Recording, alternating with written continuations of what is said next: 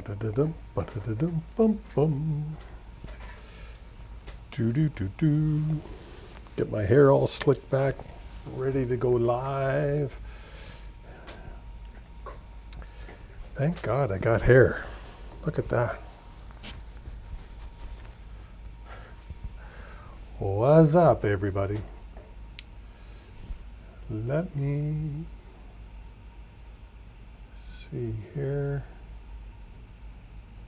There, if anybody's online, say hello, hello. I got an interesting couple of things to say today.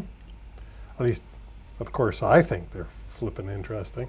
But for the rest of you, you may think Chris Harris is just full of, you know, that bad word.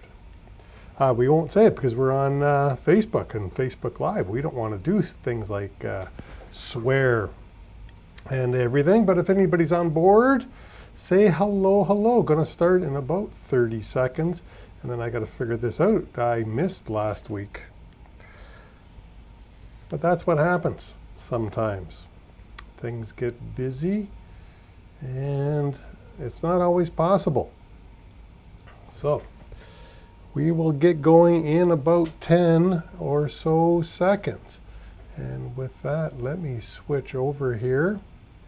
Again, say hello, hello, hello, hello. Hey, whoops, we'll get rid of that. There we go. It's Chris Harris here, Safety Dog. Welcome to another episode of The Secrets of a Safety Dog.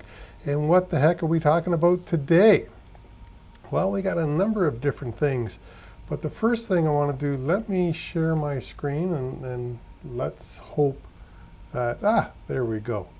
No, that's not what I wanted, you see. Let me show you.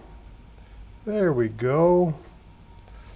And, how isn't doing a live lovely in that we get to go to the beginning. All right, and I have disappeared, so I know how to bring me back if I just do that. There we go. All right, so it is November the 2nd in the Secrets of Safety Dog. What are we going to be talking about today? Well, first thing, winter driving. As you all know, there is a long weekend coming up, the American Thanksgiving long weekend, which is typically a weekend that we do an awful lot of truck driver training. I know I myself do several on-site safety meetings. Well, with COVID-19, on-site safety meetings are going to be a little more challenging. So KRTS and Safety Dog have teamed up to bring to you a virtual meeting.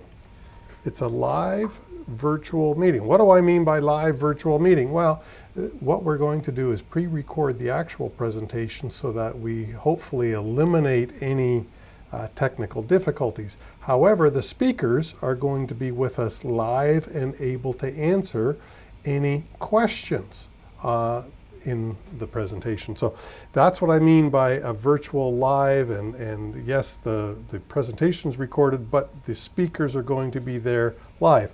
Who are the speakers? We've got Carrie from CVSA, all right, talking about the scales and enforcement and how to have a great visit at your scale. So she will be there, and then myself, I will be talking about speed and space management and winter driving, which is why I started off with those winter things. So I just wanted you to know about that. For more information, you contact Kim Steisman-Hill. Her number is there on the screen. So just hit replay if you need that. Let's get to the news. And now I want to switch here. Okay, so let's get to the news. I really think this one is interesting. Again, let me switch over here and get to that. All right. Did you know that this case went all the way to the Supreme Court, to the BC Supreme Court, and a driver wearing earbuds, even though the cell phone was dead, is still considered to be distracted driving. The BC Supreme Court upheld that, and I really thought that was interesting. So drivers who appear to be distracted are likely distracted. And that link is in the show notes down below. But I'll tell you, if you've got your earbuds connected to anything, I agree. How is the officer supposed to know that your cell phone was dead? And if they're going to pull you over, of course, hey, pay the price. This one, a Rhode Island trucking company owner admits to falsifying ELD records. Reading the story, what I got out of it is one of his drivers died in a crash. And it looks like the driver was past his legal limit. However, everything looked good on the ELD. Well, apparently the owner had fudged the ELD somehow. And in an audit with FMCSA, the owner again gave false information to the auditor. So very interesting. The company is now out of business. I don't even know how you go about falsifying those ELDs, but hey, apparently you can. According to that. Another Canadian story. I found this one to be quite interesting and timely. Safety of commercial vehicles questioned after serious crashes, 2 of them, in Edmonton. And what I didn't realize that Edmonton has 6 enforcement officers that are in their commercial truck unit. And what they're finding is they think the maintenance during COVID, because of the financial struggles on trucking companies, has dropped, is what they believe. And they're quite concerned. If they're concerned, I wonder how many other police detachments are also concerned and having the same fear. So be aware. I think there's going to be more inspections coming up. And it will be interesting to see how it all comes out. One person got some serious injuries in one of the crashes, and this teacher here died in one of the in the second crash. So what they found, 451 violations in 151 inspections, and 62% of those vehicles were put out of service. Not good. Now, of course, what they don't say here is that those vehicles look like they might be poorly maintained, because that's, in my opinion, likely why the officer is pulling them over.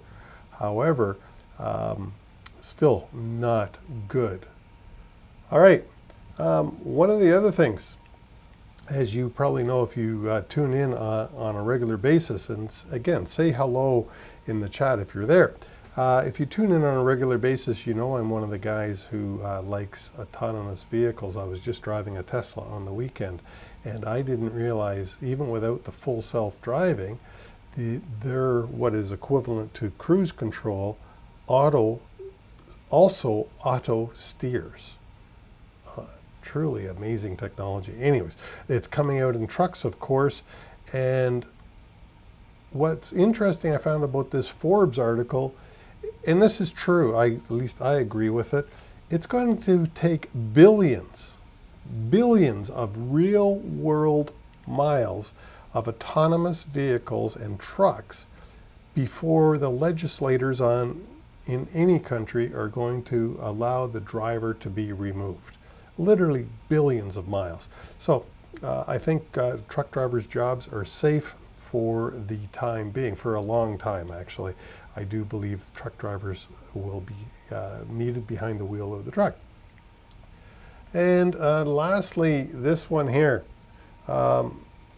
Accidents are down, but insurance costs are still on the rise.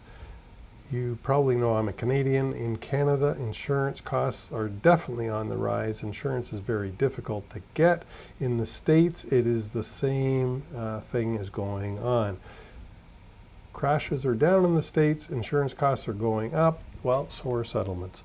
And the insurance companies need to make a profit. So that's it for that part of the news. And now let me just switch windows one more time, if I can do that, and get back to Keynote. I did want to talk to you about one thing here. Secrets of Safety Dog. All right, what's the secret? ASRA is the secret. Alternative Safety Risk Management. This is a new program. It appears to be coming frequently. I think I'm up to 5 or 6 customers that I've helped get ASRA completed, and by the way, successfully completed, which is really important. What is ASRA? If your insurance company is pushing you to get audited because you are a conditional rated carrier here in Ontario, ASRA is a way to possibly get your ratings changed without going through an MTO audit. All right, so if you want more information, ASRA is Alternative Safety Risk Assessment. And if you're an Ontario-based company, you may be able to get your rating changed without going through an MTO audit. There are, as you might expect, several conditions. I was going to say many conditions, but several conditions. And if you want to find out what they are, shoot me an email, Chris@SafetyDog, or give me a call at 905-973-7056, and I would be happy to walk you through the process. All right, insurance companies are still pushing conditional operators to get audited if the conditional is a result of a failed audit. And I agree with that. However, there is an alternative now to getting audited if you qualify. And that's a big if. If you qualify. There are qualifications for it.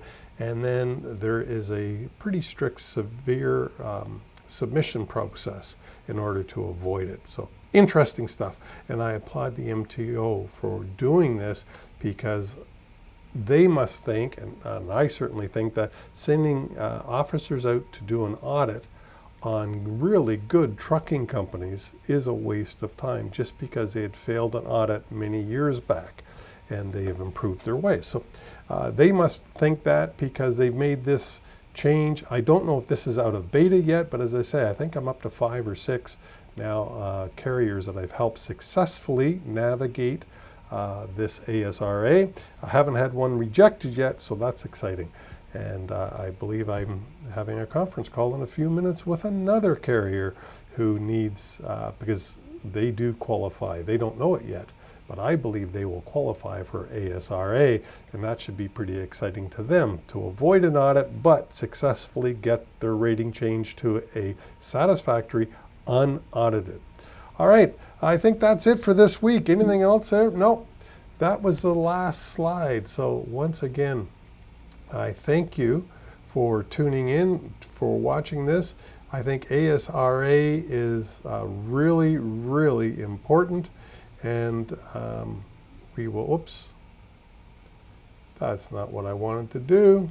I just wanted to go back to that there. Okay, ASRA is really important. If you need some more information, reach out to Safety Dog. I'd be happy to help. In the meantime, had a busy week last week. Looking forward to another great and busy week this week, helping clients like yourselves get better at safety, compliance, crashing fewer trucks, passing MTO, DOT audits, all that kind of stuff. I was going to say, helping you get your CVR is another thing I do. If you need help getting your CVR or starting up your trucking company, got lots of help there too. All right, so that's it, Safety Dog. It's been 14 and a half minutes. We are out for this week, and I do apologize for not being here last week. It was a busy Monday, couldn't make it. All right, that's it, Safety Dog's out.